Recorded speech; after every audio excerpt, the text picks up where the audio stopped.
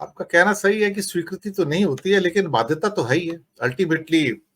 मेरा व्यवस्था में रहने का एक पर्सनल अनुभव ये है कि जितने ड्रैकोनियन लॉज कांग्रेस के राज में बनाए गए, उन सबको बीजेपी ने इंप्लीमेंट किया, बस इतना ही फर्क है।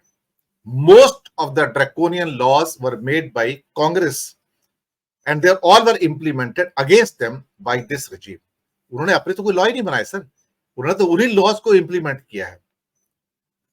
कहते हैं कि हिंदुस्तान में एक फाइनेस्ट लॉ है जो 1962 में बना था, उससे बेहतर लॉ आज तक बना नहीं है।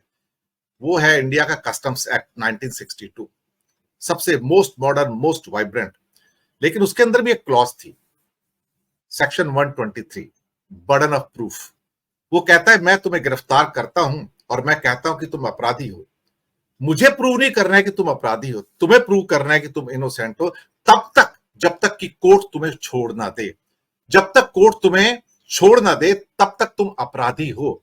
ये बिल्कुल उसके उल्टे है, जहां अगर पुलिस केस होता है वहां पुलिस कहती है कि भाई मैं पकड़ तो लिया है, लेकिन अदालत कहती है कि तुम अपराधी नहीं हो जब तक प्रूव नहीं कर दिए जाते।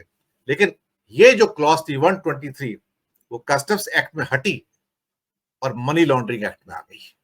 आप सोचिए साहब, वहां से हटी और मनी लॉन्ड्रिंग एक्ट में आ गई। और मनी लॉन्ड्रिंग एक्ट में उसको कौन लाया था ये सबको पता है। जब लागू किया तो फिर चिल्लाने शुरू हुए। आज मनी लॉन्ड्रिंग एक्ट के अंदर जब आप पकड़ लिए जाते हो तो आप अपराधी हो, तब तक जब तक कि आप कानून के द्वारा इनोसेंट साबित नहीं कर दिए जाते हो। अब इतना ड्रैकोनियन लॉ यही तो मिल सकता है इंडिया में सर, और कहां मिलेगा? क्यों शर्मा जी, आप भी तो व्यवस्था का हिस्सा रहे हैं।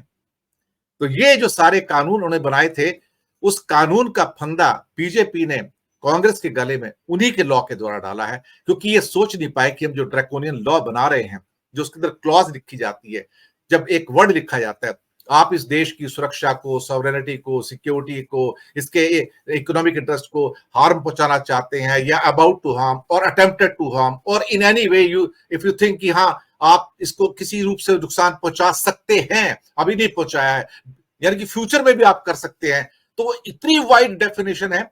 I can arrest even air, कहते हैं ना हम हवा को भी कैद कर सकते हैं, इतनी ओपन लॉज हैं। अरुण शर्मा जी। जी, मैं अपना वक्तव्य दूं आपको या विवेचना करूं उससे पहले एक स्लोगन आपको बता देता हूं कि बूंद सा जीवन है इंसान का, लेकिन अहंकार सागर से भी बड़ा है। और वहां क्या कहा गया? वहां कहा गया कि लक्ष्मण चढ़ा तो जरा धनुष पर बाण, देखें कैसे आज्ञा नहीं मानता ये सागर। और फिर क्या कहा गया?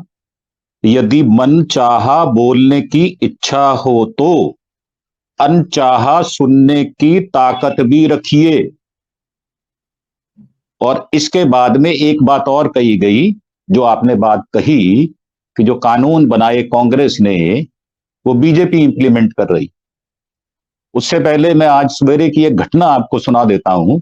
न्यूज 24 पे एक चारू प्रज्ञा सिंह हैं, बीजेपी की स्पोक्स पर्सन, उन्होंने राजीव रंजन साहब को ये कह दिया कि आप तो पत्रकार ही नहीं हैं। तो जो कॉम्प्लीमेंट दिया उन्होंने सर झुका के उसका स्वागत किया और कबूल किया कि मैं पत्रकार नहीं हूं, मैं तो लोगों की बात करता हूं, माहौल क्या है। तो सर आपने जितनी बातें कही हैं मैं उन बातों पर उसको दोहराना मुझे लगता है कोई बहुत बड़ी बात नहीं है। सभी को पता है हमारे जो उपराष्ट्रपति हैं उन्होंने जो उनकी जाति है उस पर हाउस के अंदर क्या क्या नहीं कहा। उदाहरण लेकर सुरजेवाला का। सर कानून सख्त बनाए इसीलिए जाते हैं कि उसकी अवहेलना ना हो, उसका पालन हो। और हमारे यहां तो ये कहा गया देश काल परिस्थितियां जैसी हों वैसा विचार व्यक्त किया जाए, तो परंतु ऐसा तो हो नहीं रहा, विचार तो कुछ और हैं।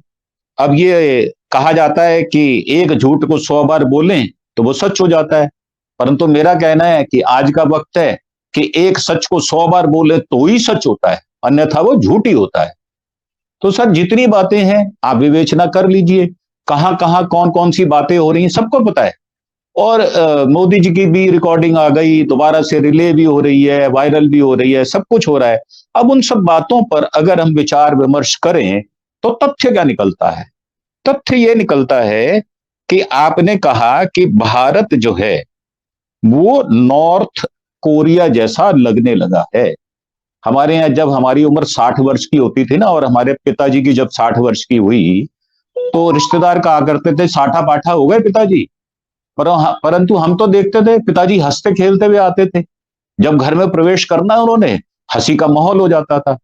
संडे को 88 की बात मुझे याद है, पिताजी संडे को कर्फ्यू लागू कर देते थे, भाई महाभारत आएगा, और क्या आएगा, और आएगा रामचंद्र जी की कथा। तो वो देखो पूरा परिवार बैठकर देखता था। सर कहाँ है वो सारी बातें? आज मद जो है वो इतना ऊपर चढ़ गया है। एक शिवम त्यागी जी हैं जो कि मानसिक अपंगता के शिकार हैं। किसी का नाम नहीं लेंगे सर, नहीं सर, मत लीजिए सर लेना लेना तो नहीं, चलो ठीक है, पर नाम लेके ये जो विचार बन गया है कि ये विरोधी नहीं दुश्मन है, तो सर ये बातें तो होंगी, इससे हम बच नहीं सकते। हम कुछ भी कर लें, कितने मुलायम हो जाएं, कितने सॉफ्ट हो जाएं, कितने जी हजूर हो जाएं, हम किसी को खुश नहीं रख सकते। अगर हमें अपने विचार व्यक्त करने हैं तो, अगर हमें अपना विचार ही व्यक्त नहीं करना, विरोधी पक्ष का विचार सुनना ही नहीं है, तो सर उसमें कमियां तो सब में होंगी। आप में भी कमियां, हम में भी कमियां। पर जब हम आपस में बैठते हैं तो ये विचार करते हैं कि एक स्थिर बिंदु है जहां पर 2 कदम आप पीछे चलते हैं, 1 कदम मैं पीछे हट जाता हूं, तो कहीं ना कहीं विचार की जो भिन्नता है वो खत्म हो जाती है। परंतु ऐसा तो है नहीं। आप 9 वर्ष और 10 महीने का जो अभी शासन चला है, अगर उसका पूरा एनालिसिस किया जाए तो आप मतज्ञ कहां है वो मुझे बता दीजिए। मैं आपकी सारी बातों को मानता हूं। और जब ये कहा जाता है कि विपक्ष बिना या कांग्रेस बिना मैं देखना चाहता हूं इस हाउस को, तो सर जब मन की इच्छा होती है वो कहीं ना कहीं जुबान पे तो आती है। और बहुत सारे शब्द मैंने आज इकट्ठे भी किए हैं, जैसे कि तिलमिलाट है, एक शब्द है, तलखी है। सर तलखी रखकर क्या हम देश का भला कर पाएंगे? क्या क्या हम वैर भाव रखकर हम देश का भला कर पाएंगे? क्या हमारा तजुर्बा इतना कमजोर है कि हम इस देश का भला तलखियों के साथ कर पाएंगे?